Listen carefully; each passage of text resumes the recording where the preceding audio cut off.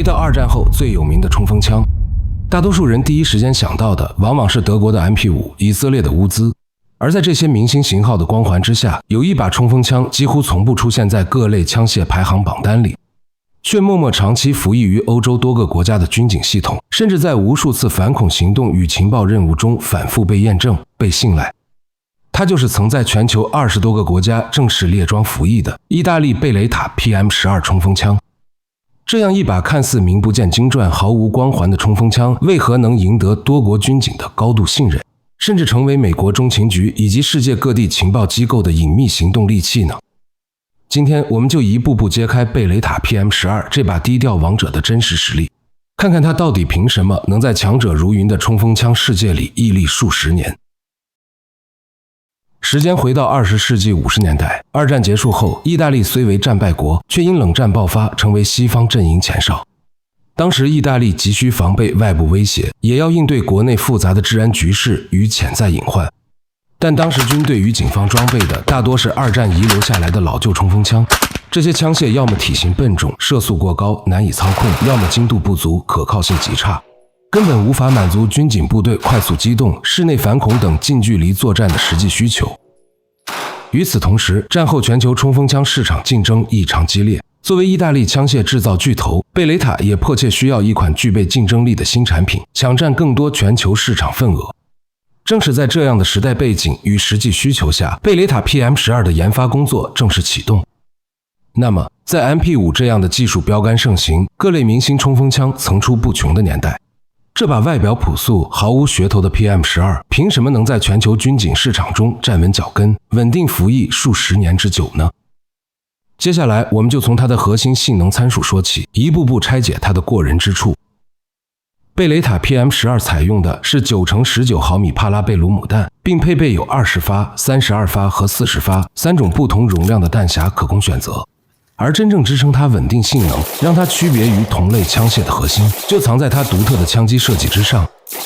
贝雷塔 PM12 采用的是自由反冲式枪机，再加上一套创新的包络式枪机结构。这套组合设计不仅让它能最大限度保证枪械的极致可靠性，还让它比同期很多冲锋枪更紧凑，操控更顺手，稳定性更出色。这也是它能区别于 MP5 等高端冲锋枪，在全球军警市场中成功立足的关键所在。至于这种包络式枪机到底是什么结构，又蕴含着哪些巧妙的设计思路与优势，我们一会儿再详细讲解。先来看它最直观、最容易被感知到的尺寸优势。枪托展开状态下，全长约为660毫米，当枪托折叠后，整体长度仅为418毫米，比同期以色列 UZ 冲锋枪折叠后的尺寸更短更轻便，甚至可以单手握持射击，非常适合室内反恐、隐蔽渗透等特殊场景。除了尺寸优势， PM12 的射速也极具亮点。它的理论射速约为550发每分钟，明显低于乌兹冲锋枪600到700发每分钟的射速。从单纯的参数来说，这似乎是它的劣势，但从实际使用场景来看，这恰恰是它最突出的优势之一。在实际作战中，过高的射速不仅会快速消耗弹药，增加后勤补给压力，还会大幅放大枪口跳动，导致射击精度严重下降，不利于持续控枪。而 PM12 的550发每分钟射速刚好实现了火力输出与操控稳定性的完美平衡，再配合它优化的双手握持设计，能有效抵消枪口抬升带来的精度影响。连发时的精度优势显著优于同期同类冲锋枪。如果说射速和尺寸是 PM12 的外在优势，那么它的3重联动保险设计就是它的内在底气，也是让多国军警信赖的核心原因。PM12 配备的3重联动保险能全方位无死角，杜绝意外走火。第一重是握把保险，安装在握把前方，只有用力握紧握把才能解锁扳机和枪机。一旦松开握把或者枪械意外跌落，会瞬间锁定激发机构，从根源上避免误触走火。第二重是手动保险，设置在握把后上方，形成双重锁定，即便在紧张慌乱的作战环境中，也能有效防止误射。第3重是拉机柄保险，能防止枪机未处于正常工作位置时被意外释放，从结构层面进一步提升整体使用安全性。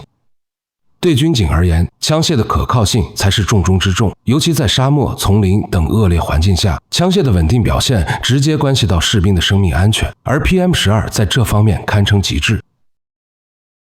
它的机匣上设计有深度排沙槽，能够快速排出进入机匣内部的沙尘、泥水，有效防止枪械卡壳故障。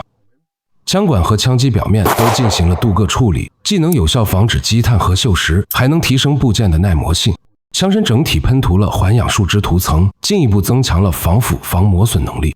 即便在沙漠、丛林等极端环境下，无需频繁维护，也能保持稳定射击状态，这也是它能在多地域实战部署中长期保持零故障表现的关键原因。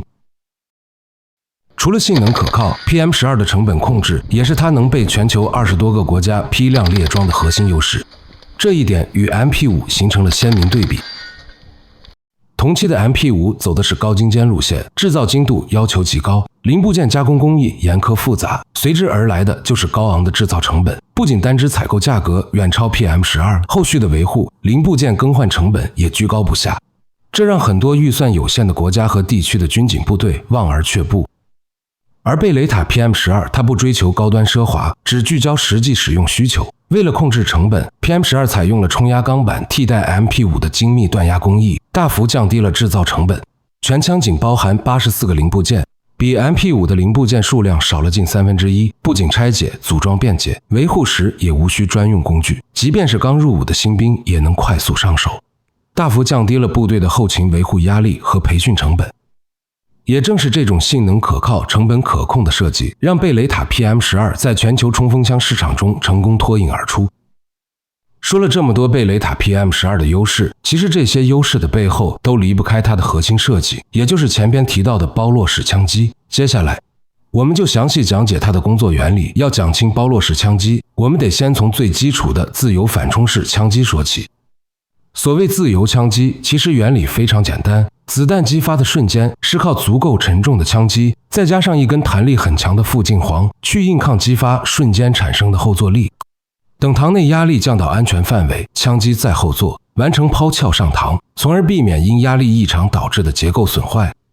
为了控制射速，保证安全，自由枪机的枪机不得不做得又大又重。而传统设计中，这些沉重的枪机堆在枪管后方，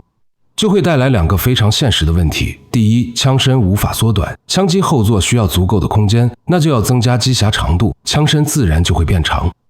第二，整枪重心明显偏后，枪机重量集中在枪身后部，拿在手里容易出现前倾后坠的感觉，快速举枪，连续指向目标时极不顺手。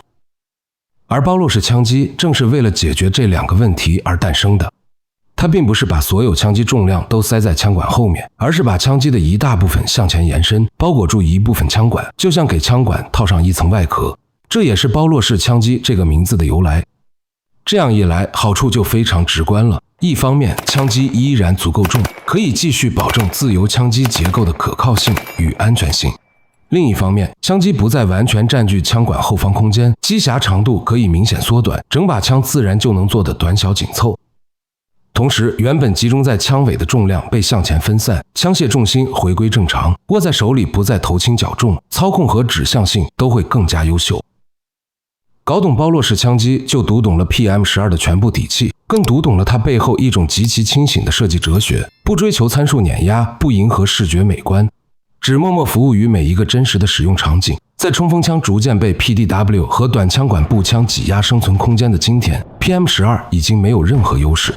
但它留下的这份务实与清醒依然值得被深深铭记。这就是贝雷塔 PM12， 一把藏在明星型号光环下，用实干赢得尊重，用坚守留下印记，被时代低估的冲锋枪王者。